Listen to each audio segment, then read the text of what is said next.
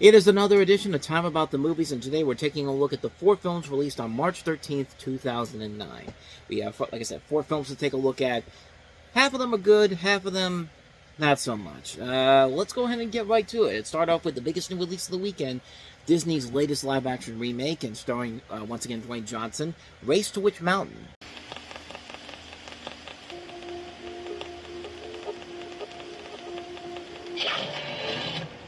"150 miles outside of Las Vegas, Object of unknown origin descending fast. there is a place where unexplained phenomena occur. Oz. It is known as Witch Mountain."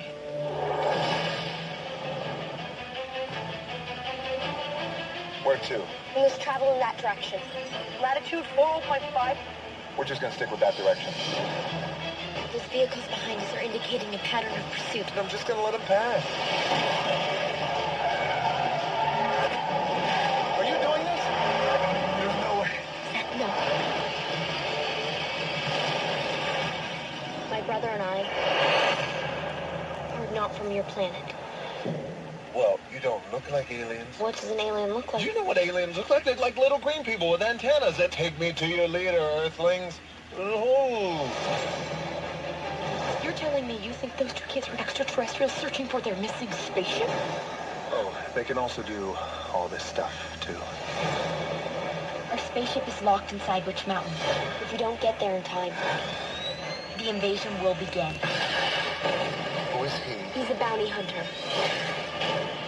It's neat. Real neat. Don't worry, I'll get you to where you need to go. We appreciate your understanding. She talks to dogs. Of course she does. You are in way over your head. We got him. We have to hurry. Run, run, run! Whatever you're doing, keep doing it. I get claustrophobic in tight places. How are you with heights?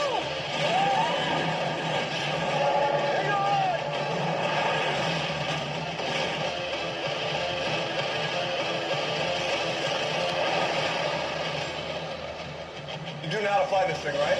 How do you think we got here? Well, you crashed, remember? So in this film, you have Dwayne Johnson starring as Jack Bruno, a Las Vegas taxi driver who must get extraterrestrials Seth and Sarah, played by Anna Sophia Robb, and also, who's the other kid? I think I accidentally said that he was Josh Hutcherson, but no, I'm thinking of Bridget Terabithia, but no. Alexander Ludwig is the kid who plays Seth in here, and they have to get them to their spaceship on Witch Mountain before an assassin, played by Kieran Hines, and several government agents can catch up to them. Carla Gugino is also along for the ride, and also you have Tom Everett Scott, Christopher Marquette, and Gary Marshall among the cast in here. This is the second time that Dwayne Johnson teamed up with Andy Fickman, who directed him earlier in The Game Plan a couple years ago, which was a fun movie overall. And kind of like that, this is a pretty fun movie overall. It is not the smartest movie ever, but really, it doesn't need to be. It knows exactly what type of a movie it is. It's the perfect kind of a Saturday afternoon movie, like you watch on Freeform when there's nothing else on TV and there's no sports going on. You can turn it on and it's just like, yeah, this is a fun movie overall. And it is a very enjoyable film. I think Dwayne Johnson has a lot of charisma that shows in this. You know, he and Carla Gugino have some good chemistry in the scenes where they have to work together. And kind of interesting that they would rework together again 6 years later in San Andreas.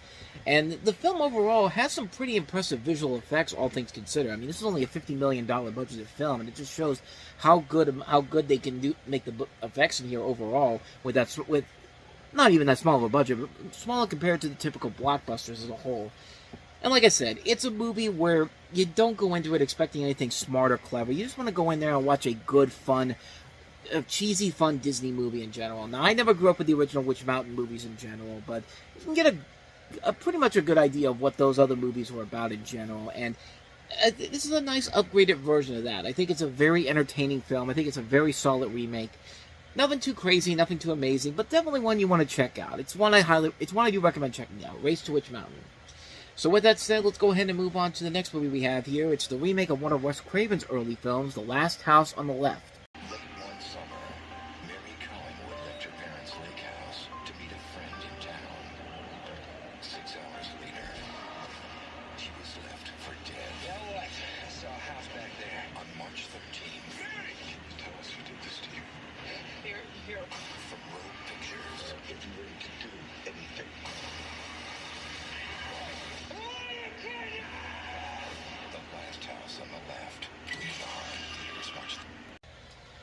I guess one of the early mistakes that this movie made was in the marketing. Of course, the original movie is most notably known for the marketing campaign where they kept telling you, "Hey, if you have to avoid in order to avoid fading, just keep telling yourself it's only a movie. It's only a movie." And I mean, that's why the original one still holds up on a number of different levels. And I actually said that this was one of his early films. I believe this is actually the first film he ever made as a filmmaker. I think this was before The Hills Have Eyes, but I thought I could be wrong on that, but I'm pretty sure I'm right on that one. But this is a remake of that, and you have a movie that follows Mary Collingwood, played by Sarah Paxton, who is a teenager who's abducted, raped, and left for dead by a family of violent fugitives. When her parents learn what has been done to her, they seek vengeance against the family who have taken shelter at their summer home during a thunderstorm.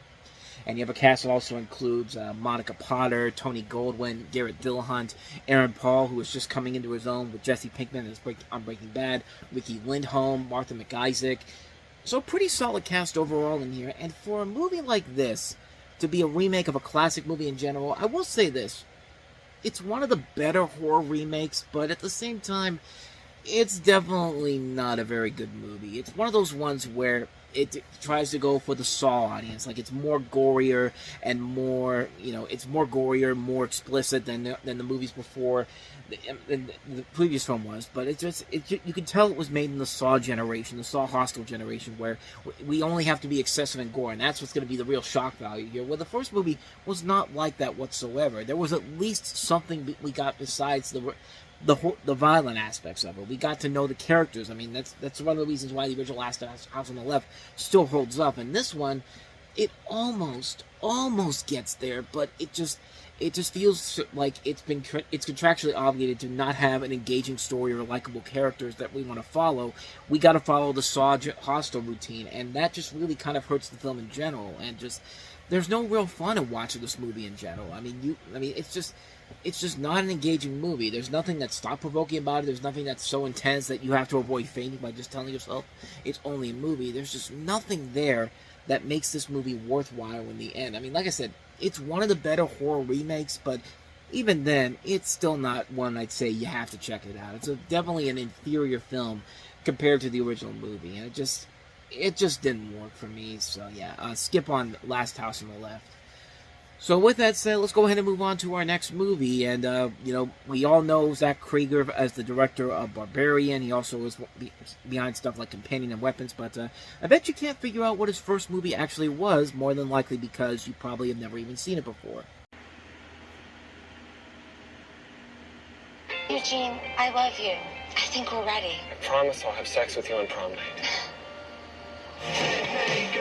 Meet me upstairs in 5 minutes. Sure. All right, I'm gonna do it. Go for it, Eugene. The next time you see me, I will be a man. Wait, that's not the whole one. Wake up! Ah, what is going on? You fell down the stairs after prom and were in a coma for 4 years. How come just you're here? Where's Cindy? Right there. Oh my God. This is true love speaking, Eugene, and it's telling us to go to the Playboy Mansion. Think you could do it? I could try. Yes, that's the spirit. Ow! There's a ramp right there. No time for the ramp. Hey, take it easy. Hey! Wow! I need to give you a crash course in sophistication in the Playboy way. Smoking a pipe is the equivalent of wearing a fine tuxedo. Tucker? This usually never happens. Shut up, Tucker. Uh-oh, dude. Here come the firemen.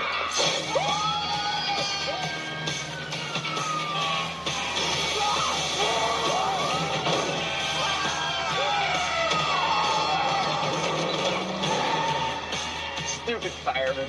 Can't turn their trucks around. Have you put any thought into this at all? We should totally get God and Beg to get us in. He's like the biggest star on the planet. We were wondering if you could get us into the Playboy Mansion. Most definitely.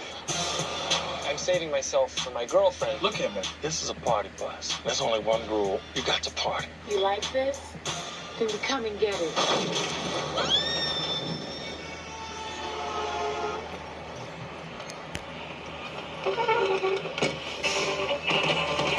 Don't worry, dude. Things work out. Are you boys looking for a ride? I'm Katya. This is my girlfriend, Vanka.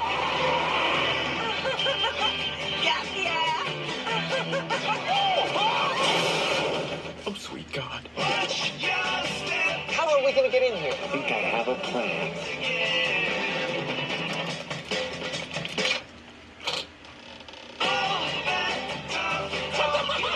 Excuse me, sir. I'm looking for Miss March. Oh, yeah? How's that working out for you?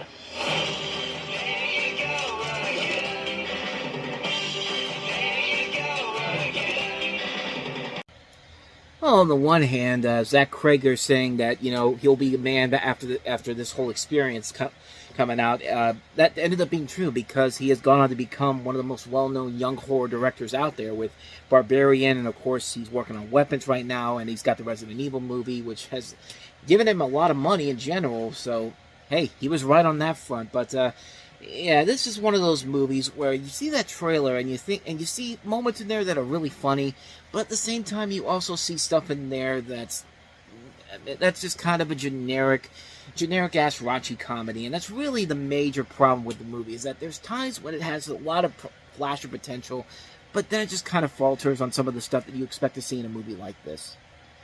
So, Zach Krager plays a young man who awakens from a 4-year coma to hear that his once virginal high school sweetheart, played by Raquel Alessi, who played the young Roxanne in Ghost Rider, the 2007 movie, of course, has since become a centerfold in one of the world's most famous men's magazines, Playboy. He and his sex-crazed best friend, played by the late Trevor Moore, rest in peace, of course, decides to take a cross-country road trip in order to crash a party at the magazine's legendary mansion headquarters and win back the girl. And yeah, as I said before, it's definitely a movie where that trailer kind of sums up the good stuff in here and the bad stuff as well, because there is a lot of good funny moments in this movie, like the stuff with the firemen. Like, they're not only are they psychotic firemen, but they're so psychotic that they can't even figure out how to turn their fire trucks fast enough. I mean, that scene there was funny. Like, I like the scene where Trevor Moore character is about to have sex with this woman on the bus, and they hit a bump and she goes flying out the window, and he's just stunned and just like, I don't know what the hell I'm supposed to do, and just slowly but surely backs out of the room. Like, that's funny stuff too, and there is stuff like that all throughout the movie. The problem with the movie is that the stuff that they show, there's also stuff in there that just doesn't work. Like the scene where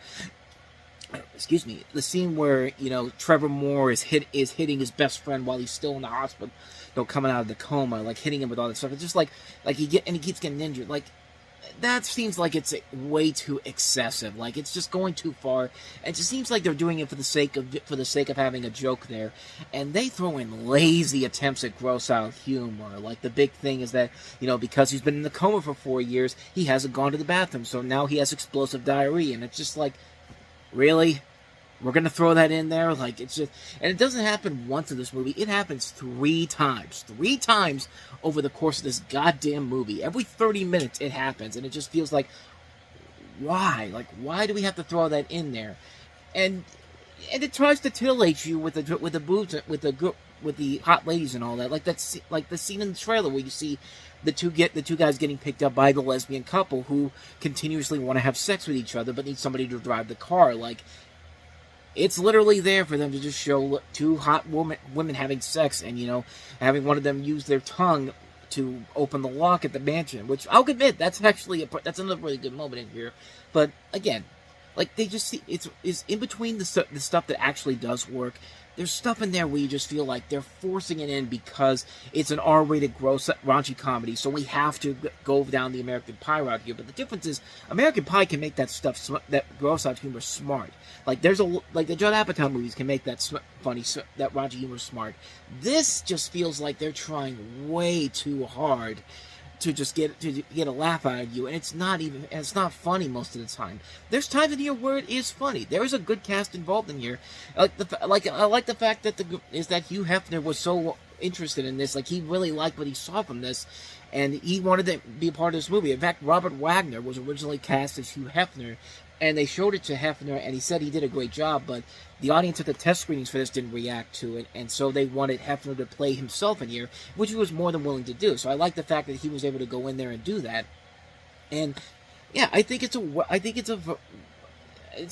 shows how much he was really interested in these movies like this, because he's also in The House Bunny too, which is the far superior movie overall. But this, it's a complicated movie. This is a film where half of it is actually kind of decent, but then the other half is just stuff that they're just forcing down your throat, like really just bad comedy all across the board.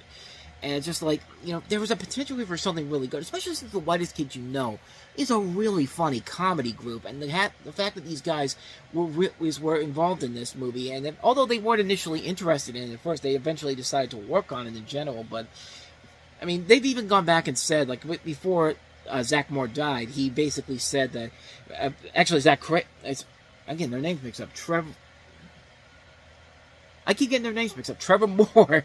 I think I've accidentally said their names wrong a couple times in this, and I apologize for that. But Zach Krager himself has said before that they thought they did the best they could with the idea, and although they thought some scenes worked, their film was the first attempt to make a movie, which I think it kind of plays part into it in general. So you can't really hit it out of the park the first time around. You can't be like Saturday Night Live with the Blues Brothers or the Kids in the Hall with Brain Candy. Like, you really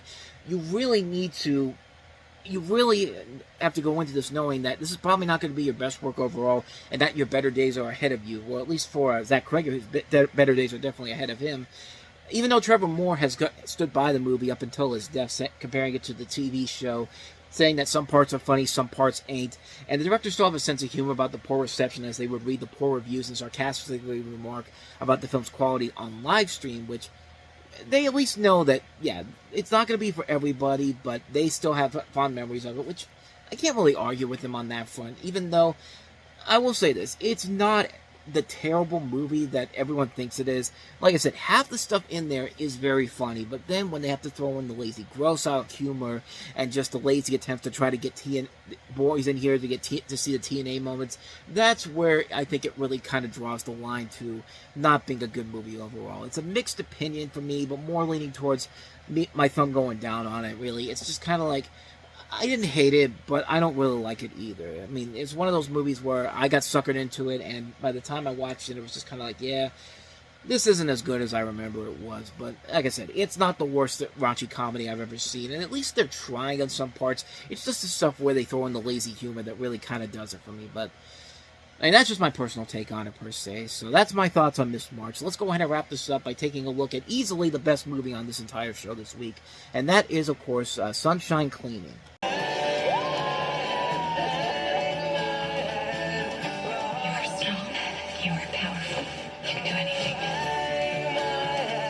I don't need you to take care of me anymore. It's not your job. It never was. Are you still cleaning houses? Actually, I own my own crime scene cleanup service. We come into people's lives when they have experienced something profound and sad, and we help. Oh, God, it smells bad, dude. Slow down! Here, slow down! Oh, my God, Rose! Come on! Do it on your own, idiot! It'll wash out! Easily one of the more underrated movies released in 2009. You have a story that follows Amy Adams and Emily Blunt, who are two sisters who start a crime scene cleanup business, and the various events that occur in their respective lives. Amy Adams plays Rose, who is a responsible house cleaner raising her 7-year-old son Oscar, and she's also having an affair with a married cop, her high school sweetheart. And Nora, played by Emily Blunt, can't hold a job. Their dad, Joe, played by Alan Arkin, is quirky, and when Oscar is expelled for his odd behavior, Rose wants to earn enough to send her to private school.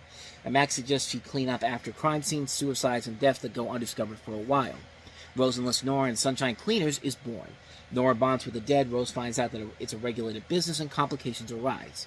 And it really does work mostly because of the great performances by Blunt and Adams. I mean, you can buy them as sisters. You can buy them helping out these people who have just gone through these horrible, horrible situations that they're cleaning up. You know, not just there to clean up the mess, but they're also trying to give these people an uplifting look on life in general. And it just works really well. There's a great cast. It also includes Steve Zahn, Eric Christian Olsen, Kristen Collins Jr., Marilyn Reichkup. And this is a really, really solid film. It's directed by Christine Jeffs, who has not made a movie but in a long time since this, but she did have a movie that was at Tribeca last year, A Mistake, which features Elizabeth Banks, which supposedly got a lot of good reviews, and I'm actually kind of surprised it has yet to get a distribution release, because I'm really kind of curious to check it out. I really like what this woman did with this film. This is a really good movie, man. This is one of the more underrated films that came out in 2009, and it might very well be the best thing that Overture Films put out as a studio in their brief time on this planet. It's one I highly recommend checking out. Sunshine Cleaning. If you can't find it on DVD, find it online. I'm sure you can find it on Amazon or find it on Netflix. Find it anywhere, man. It's a film that I highly recommend checking out. It's one of the best movies of the year, and one I highly recommend checking out. Sunshine Cleaning. And on that note, we're going to wrap up this edition of Time About the Movies. And the next time we meet, we'll take a look at March 20th with 3 movies, including Nicolas Cage starring in Alex Proyas' latest film, Knowing.